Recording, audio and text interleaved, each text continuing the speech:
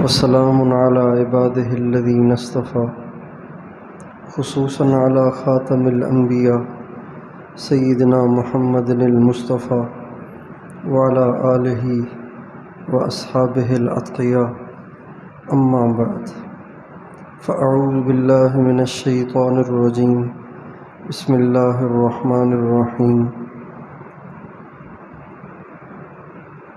وأنذر عشيرتك الأقربين سبحان ربك رب العزة عما يصفون وسلام على المرسلين والحمد لله رب العالمين اللهم صل على سيدنا محمد وعلى آل سيدنا محمد وبارك وسلم۔ انسان اپنی ذات کے لحاظ سے خود غرض واقع ہوا ہے، بس اسے اپنا نفع چاہیے اور اپنی غرض پوری ہو، اپنا کام بن جائے، دوسرے کا بنے نہ بنے۔ اور بعض لوگوں کی یہ خود غرضی دنیا کے لحاظ سے تو ہوتی ہی ہے، دین کے لحاظ سے بھی ہوتی ہے۔ وہ دین کے لحاظ سے بھی خود غرض ہوتے ہیں، بس ان کی نمازیں پوری ہوں، ان کی تلاوت ذکر پورا ہو، باقی دنیا جائے جہنم میں ان کو اس سے کوئی سروکار نہیں ہے۔ یہ جو مزاج اور طبیعت ہے، یہ مزاج نبوت سے ہٹا ہوا ہے۔ مزاج نبوت یہ نہیں ہے کہ بس اپنی نیکیاں کر لیں الحمدللہ، اچھی بات ہے، اللہ کا شکر ادا کرنا چاہیے، لیکن مزاج نبوت یہ نہیں ہے۔ اگر اتنی ہی بات تھی کہ اپنی عبادت کر لی جائے اور اللہ کا شکر ادا کر لیا جائے، تو پھر نبی اکرم صلی اللہ علیہ وسلم کو پتھر کھانے کی کیا حاجت تھی؟ آپ کی نمازوں پہ آپ کو پتھر نہیں پڑے، آپ کے اوپر جو اوجھڑی ڈالی گئی وہ اس لیے نہیں کہ آپ نماز پڑھتے ہیں، آپ کی بیٹیوں کو جو طلاقیں ہوئیں وہ اس لیے نہیں کہ آپ نماز کیوں پڑھتے ہیں، نہیں، یہ سب اس لیے کہ آپ اوروں کو کیوں کہتے ہیں، خود کریں جو کرنا ہے۔ تو مزاج نبوت یہ ہے کہ انسان جس طرح اپنے جہنم سے بچنے کی کوشش کرتا رہے، ایسے ہی اوروں کو بھی جہنم سے بچانے کی محنت کوشش کرتا رہے۔ اس میں بنیادی فریضہ اپنے اہل و عیال کا ہے، چونکہ ہم عالمی نبی کے عالمی امتی ہیں تو عالمی ذمہ داری تو ہے، لیکن بنیادی طور پر جو اہم ترین ذمہ داری ہے وہ اہل و عیال کی ہے۔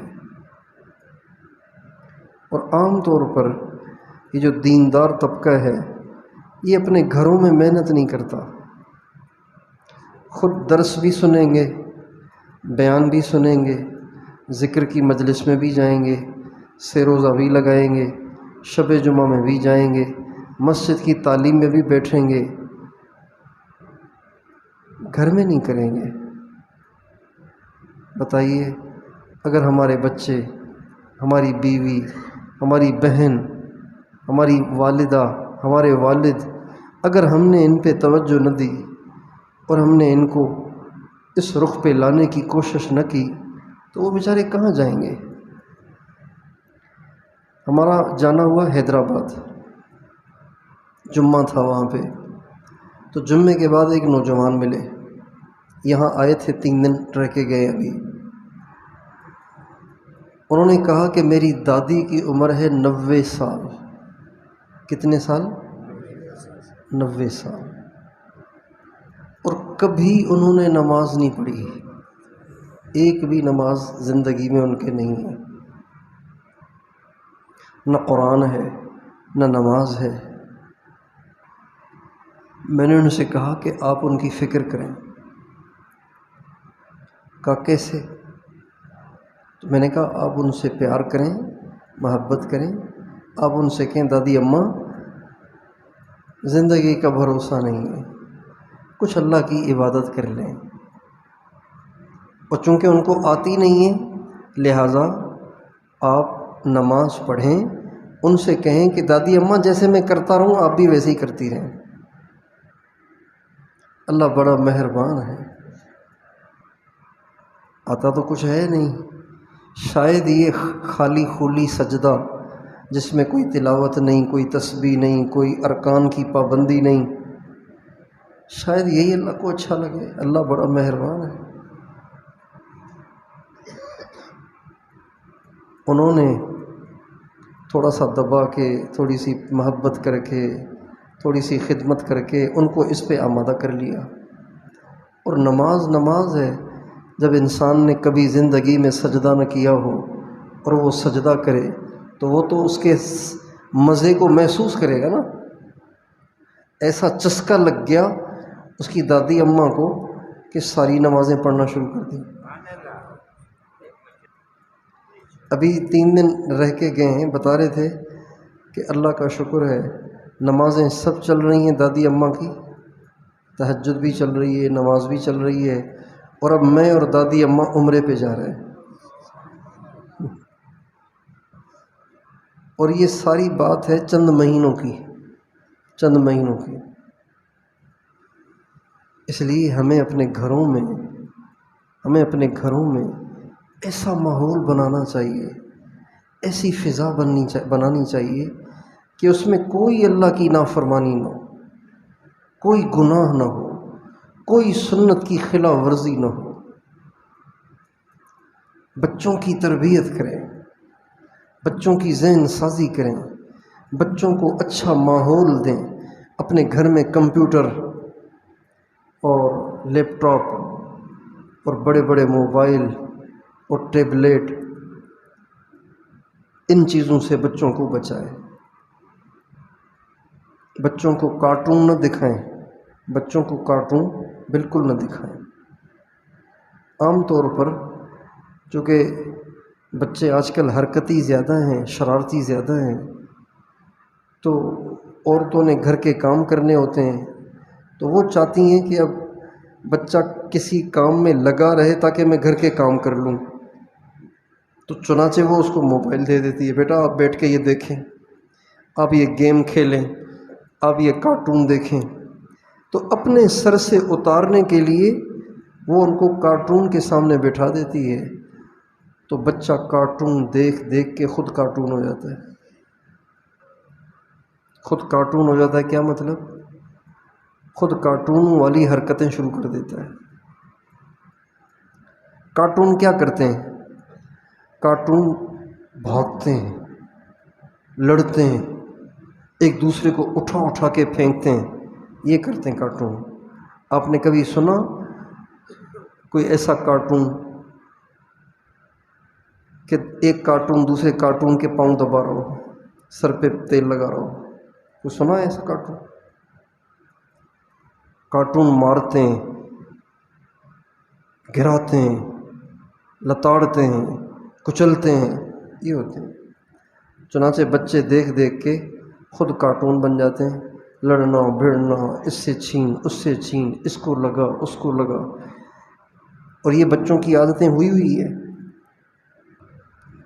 اس لیے ہم اپنے گھروں میں محنت کریں، اپنے گھروں میں ماحول بنائیں، اس کی فکر کریں۔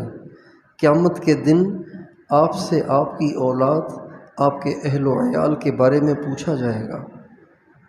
اگر ہم نے اپنے بچوں کی، اہل و عیال کی تربیت نہ کی، ان کو پیار محبت سے سیدھے راستے پہ نہ لائے، تو قیامت کے دن یہ تو دوزخ میں جائیں گے، ہمیں بھی گھسیٹ کے لے جائیں گے۔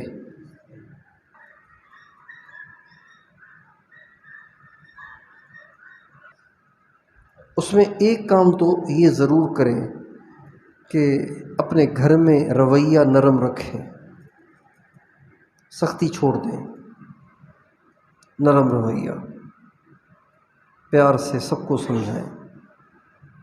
کبھی کبھی تھوڑا سا بچوں کو آنکھ دکھانے میں حرج نہیں ہے، آنکھ دکھانی چاہیے، بچوں کو آنکھ دکھانی چاہیے، بہت مارنا نہیں چاہیے، تھوڑا سا آنکھ دکھانی چاہیے، وہ بھی زیادہ جب پریشان کریں تو، تاکہ خوف رہے۔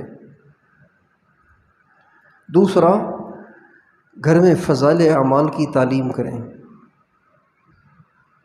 تیسرا، روزانہ آپس میں بیٹھ کے کوئی نہ کوئی مذاکرہ کیا کریں، مذاکرہ، سیکھنا سکھانا، گھر میں بیٹھ کے،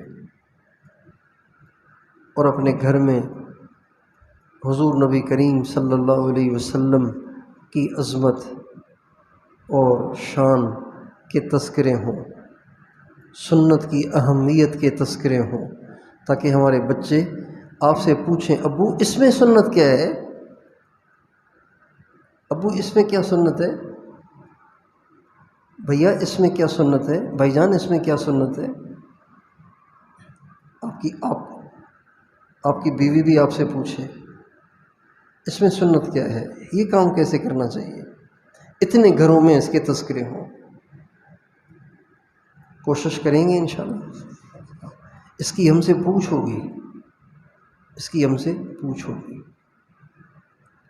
اور بچوں کو وہ دکھائیں جو بچوں میں آپ لانا چاہتے ہیں، جو آپ بچوں میں نہیں لانا چاہتے وہ آپ بچوں کو مت دکھائیں۔ اگر آپ کی اہلیہ سے کچھ انبن ہے تو بچوں کے سامنے نہ کریں، ورنہ بچے بھی یہی کریں گے۔ اگر آپ کو نسوار کی عادت ہے بچوں کے سامنے نہیں، سگریٹ کی عادت ہے بچوں کے سامنے ہرگز نہیں، ورنہ آپ ساری زندگی پیتے رہیں گے، آپ کو اس کا گناہ ہوتا رہے گا۔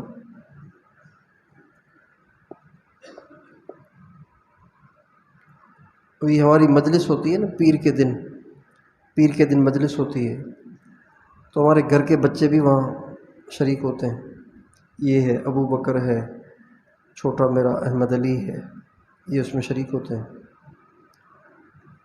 تو دیکھتے ہیں نا کیا ہو رہا ہے، بیان ہوتا ہے، پھر بیعت ہوتی ہے، پھر مراقبہ ہوتا ہے، پھر مناجات ہوتی ہے، پھر دعا ہوتی ہے، لوگ روتے ہیں، یہ دیکھتے ہیں۔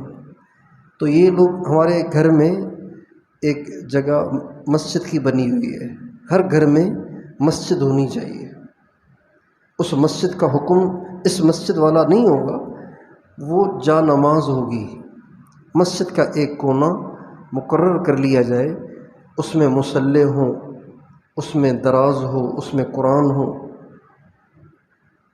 چھوٹی سی ہلکی سی باؤنڈری ہو یا اوپر اٹھی ہوئی ہو تاکہ الگ سے نظر آئے، اس کو کہتے ہیں مسجد البیت، گھر کی مسجد، تو وہ گھر میں بنی ہوئی ہے۔ تو یہ جو ہمارے بچے ہیں، دو یہ اور ایک ان کی چھوٹی بہن اور ایک اس سے بڑی بہن، یہ سارے اکٹھے ہوتے ہیں مسجد میں، پھر ان میں سے ایک تھوڑی سی بات کرتا ہے، پھر اس کے بعد ذکر کراتا ہے، پھر بیعت کرتے ہیں، بیعت کے بعد پھر ضرب لگاتے ہیں دل پہ، پھر اس کے بعد مراقبہ ہوتا ہے، ہم دور سے دیکھ رہے ہوتے ہیں، ہم اس میں دخل اندازی نہیں کرتے، پھر اس میں مراقبہ ہوتا ہے، مراقبے میں انہی میں سے ایک مناجات پڑھتا ہے، چہرے پہ کپڑا ڈالا ہوتا ہے، مناجات ہوتی ہے، اس مناجات میں جو پڑھتا ہے وہ روتا ہے، مناجات میں روتا ہے، ایسے ہی ڈرامہ لیکن روتا ہے، پھر اس کے بعد ہاتھ اٹھا کے یہ دعا کرتے ہیں۔ اب ہم نے تو کبھی نہیں کہا ان سے، دیکھ رہے ہیں تو کر رہے ہیں، بچوں کو صحیح چیز دکھائیں تاکہ وہ کریں، غلط چیز نہ دکھائیں، ورنہ پھر وہ کرنے لگ جائیں گے۔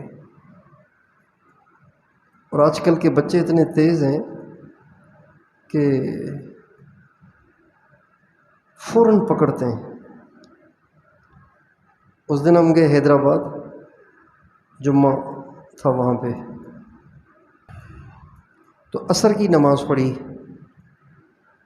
نہیں، جمعہ پڑھا، جمعے کی سنت سے فارغ ہوئے، جمعے کی سنت سے فارغ ہوئے تو مجھے وضو کی حاجت ہوئی۔ باہر ساتھی بیٹھے ہوئے تھے بیعت کے لیے، تو سنت پڑھ کر سلام پھیرتے ہی میں نے وضو کیا۔ جب میں وضو کرنے لگا نا، چونکہ باہر بیعت کا عمل کرنا تھا تو باوضو کرنا ہوتا ہے، تو میں نے وضو کیا۔ جب میں وضو کرنے لگا تو اس نے کہا، بابو آپ نے نماز بے وضو پڑھی ہے کیا؟ نماز پڑھ کے آپ دوبارہ وضو کر رہے ہیں، تو نماز آپ نے بے وضو پڑھی ہے؟ میں نے کہا نہیں بیٹا، وضو نماز میں تو تھا، اس کے بعد ٹوٹ گیا ہے، اس لیے ابھی میں نے دوبارہ وضو کیا ہے۔ فوراً پکڑتے ہیں۔ تو اس لیے ہم اپنے بچوں پہ کڑی نظر رکھیں، ان کی صحیح تربیت کریں، ان کو صحیح ماحول دیں، ورنہ یہ بیچارے معصوم آپ کے ہاتھوں مارے جائیں گے۔ ان کو کیا پتہ بیچاروں کو صحیح کیا ہے غلط کیا ہے، یہ تو بڑا بتائے گا نا۔ اس لیے آج کے بچے بیچارے مظلوم ہیں، ان کی رہبری نہیں ہو رہی، نہ مائیں کر رہی ہیں نہ باپ کر رہے ہیں، اس لیے بیچارے بڑے ہو کے بگڑ رہے ہیں۔ یہ ٹارگٹ کلر کون ہے؟ یہ جو ٹارگٹ کلر ہے نا، چلتے ہوئے لوگوں کو فائر کر کے گرا دیتے ہیں اور کن پٹی پہ پسٹل رکھ کے موبائل چھین لیتے ہیں، یہ کون ہے؟ یہ آسمان سے نہیں آئے، یہ کسی ماں نے ان کو جنا ہے، مگر اس ماں نے ان کی تربیت نہیں کی، اس باپ نے ان کی تربیت نہیں کی۔ اس لیے ہم اپنے بچوں کی تربیت کریں، اپنے بچوں پہ محنت کریں، اپنے گھروں میں محنت کریں، اپنے گھروں کا ماحول بنائیں، گھر میں کم بولنے کا ماحول، گھر میں قرآن کی تلاوت کا ماحول، گھر میں غیبت پر پابندی، گالی پر پابندی، زور سے بولنے پر پابندی، اور بچوں کو عادی بنائیں کہ زیادہ نہ کھائیں۔ الحمدللہ یہدیکم اللہ ویصلح بالکم۔ بچوں کو زیادہ کھانے کا عادی نہ بننے دیں، کم کھانے کے عادی بنیں، اچھی چیز کھانے کے عادی بنیں، ادھر ادھر کی گندی چیزیں کھانے کے عادی نہ بنیں، فروٹ کے عادی بنیں، روٹی کے عادی بنیں، سالن کے عادی بنیں، چپس اور ٹافی اور چاکلیٹ کے عادی نہ بنیں۔ ہم لوگ تھے ساؤتھ افریقہ میں، تو ایک ساتھی نے ہماری ناشتے کی دعوت کی، تو ناشتے میں وہ اپنے ساتھ بچہ بھی لے آیا، چھوٹا بچہ، بڑا اچھا مزیدار انہوں نے حلوہ بنایا ہوا تھا، ناشتہ تھا حلوہ بھی تھا۔ ہم نے ناشتہ کیا تو وہ بچہ بھی کھڑا ہوا تھا، تو اس بچے کو میں نے کہا بیٹا آپ بھی آ جائیں تھوڑا سا کھا لیں۔ کہا نہیں انکل مجھے خواہش نہیں ہے۔ کسی بچے کی زبان سے ایسا لفظ کبھی سنا نہیں تھا۔ میں نے اس کو دوبارہ زور دیا، دوبارہ زور دیا، پھر زور دیا، پھر زور دیا، آخر تک میں اس کو زور دیتا رہا۔ اس نے کہا انکل مجھے ابھی حاجت نہیں ہے، میں نے کیا ہوا ہے ناشتہ، مجھے حاجت نہیں ہے۔ اس بچے کی عمر ہوگی کوئی 7-8 سال، 8 سال ہوگی، کوئی 9 سال ہوگی۔ مجھے ضرورت نہیں ہے، میں نے ناشتہ کیا ہوا ہے، یہ تو لے لو نا۔ نہیں ضرورت ہی نہیں ہے، کر لیا ہے نا۔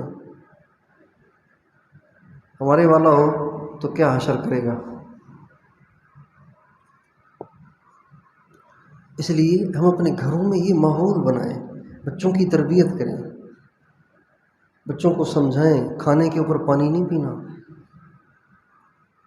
پھل کے اوپر پانی نہیں پینا، دودھ کے اوپر پانی نہیں پینا، ہمارے نبی نے ان تینوں چیزوں کے بعد پانی پینے سے منع کیا ہے، پھل، کھانا اور دودھ، ان تینوں کے بعد پانی سے ہمارے نبی نے منع کیا ہے۔ پیٹ بھر کے نہیں کھانا، ہمارے نبی نے منع کیا ہے۔ ہمارے نبی فرماتے ہیں کھانا کھاؤ اتنا کہ صحت برقرار رہ سکے، لقیمات یقمن صلبہ، چھوٹے چھوٹے لقمے جو کمر کو سیدھا رکھیں۔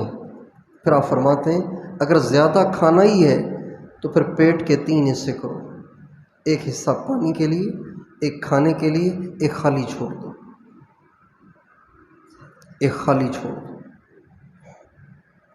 یہ اپنے بچوں کی تربیت کریں، اپنے گھر میں ماحول بنائیں، کریں گے انشاءاللہ۔